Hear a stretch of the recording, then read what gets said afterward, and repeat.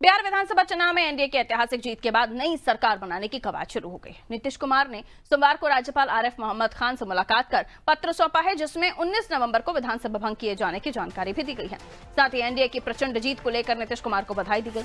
इससे पहले आज आखिरी कैबिनेट मीटिंग हुई, जिसमें मौजूदा विधानसभा को 19 नवंबर को भंग करने का प्रस्ताव पास हुआ। इसके बाद कल होने वाली एनडीए की बैठक में विधायक दल का नेता चुना जाएगा।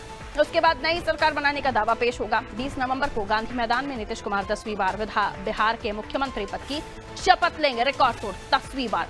केंद्रीय मंत्री जीतन राम मांझी ने बताया कि नई कैबिनेट में 36 मंत्री होंगे, जिसमें 16 भाजपा से होंगे, 15 जदयू से होंगे, 3 लोक जनता पार्टी आर से होंगे।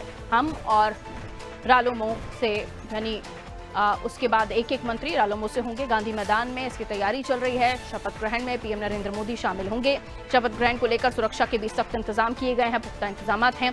मौजूदा सरकार का कार्यकाल 22 नवंबर को खत्म हो रहा है, इसलिए उससे पहले हर हाल में नई सरकार का गठन करना जरूरी है। इसी बीच चुनाव आयोग ने सभी विजयी उम्मीदवारों को सूची जो है राजभवन को सौंप दी है। राज्य में आचार संहिता भी खत्म हो गई है, जिससे सरकार गठन की प्रक्रिया अब तेज होने वाली है। तो बिहार में नई सरकार बनने की कवायद तेज, क्योंकि 19 तारीख को ये कहा जा रहा है कि जो विधानसभा है वो भंग हो जाएगी। नीतीश अपना इस्तीफा दे चुके हैं और 10वीं बार नीतीश मुख्यमंत्री बनने वाले हैं। पीएम मोदी शामिल होंगे इस कार्यक्रम में और भी कुछ खास चीजें आप देखेंगे। आइए इसे समझने की कोशिश हम करते हैं।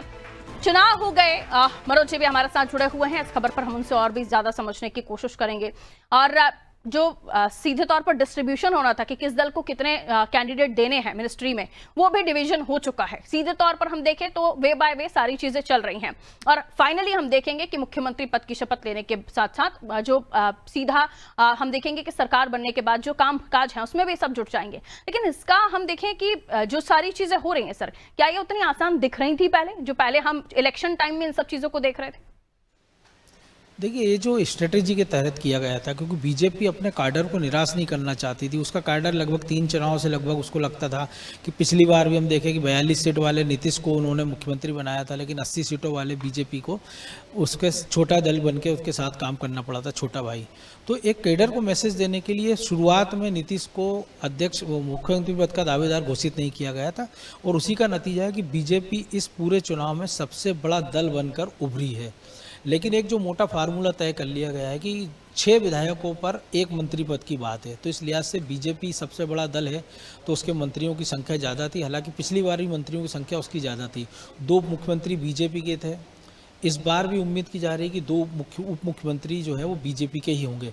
लेकिन ऐसी भी खबर है कि एलजेपी को चूंकि 19 सीटें उन्होंने जीती है, तो उप मुख्यमंत्री पद के रूप में वो एक दावेदारी उनकी भी है। लेकिन ये भी खबरें हैं कि अगर चिराग पासवान तैयार होते हैं तो उनको उप मुख्यमंत्री बनाया जा सकता है। लेकिन चिराग पासवान फिलहाल केंद्र की राजनीति करने के लिए तत्पर हैं। तो जो एक फार्मूला तय हुआ है, क्योंकि जैसे ही नतीजा है उसके बाद हमने देखा कि नीतीश कुमार के घर तमाम सारे नेता गए थे, चाहे वो डिप्टी सीएम विजय सिन्हा की बात कर लें, हम सम्राट चौधरी की बात कर लें, हम चिराग पासवान भी उनके पास गए थे, उपेंद्र कुशवाहा गए थे, इसके साथ ही जीतन राम मांझी जो केंद्र में मंत्री हैं, इन सबको भी 4-4, 5-5 सीटें मिली थी और उनका स्ट्राइक रेट भी बहुत अच्छा है। तो एक पूरे अच्छे तरीके से चारों पांचों दलों ने मिलकर चुनाव लड़ा था, इसलिए इस बात की कोई संभावना ही नहीं है कि कुछ अनबन हो सकती है। ये जरूर है कि जो विधानसभा अध्यक्ष पद है वो जरूर बीजेपी अपने पास रखेगी, जैसा उसने पिछली बार भी रखा था।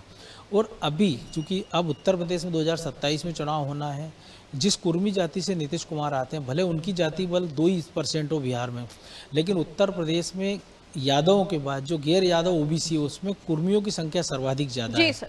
इसलिए इसमें तो कोई इफोर बट है ही नहीं है कि नीतीश कुमार शपथ लेंगे या नहीं लेंगे। गांधी मैदान का चयन जो किया गया और 20 तारीख इसीलिए रखी गई थी क्योंकि प्रधानमंत्री के लगातार शेड्यूल फिक्स थे।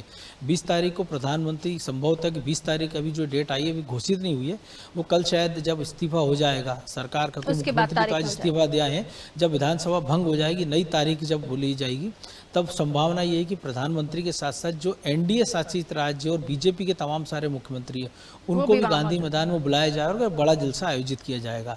तो कुल मिलाकर सत्ता हस्तांतरण की ये प्रक्रिया बड़े सुचारू रूप से होना है और इसमें किसी को कोई शंका शुबा है नहीं। बिल्कुल, बहुत शुक्रिया मनोज जी जानकारी के लिए।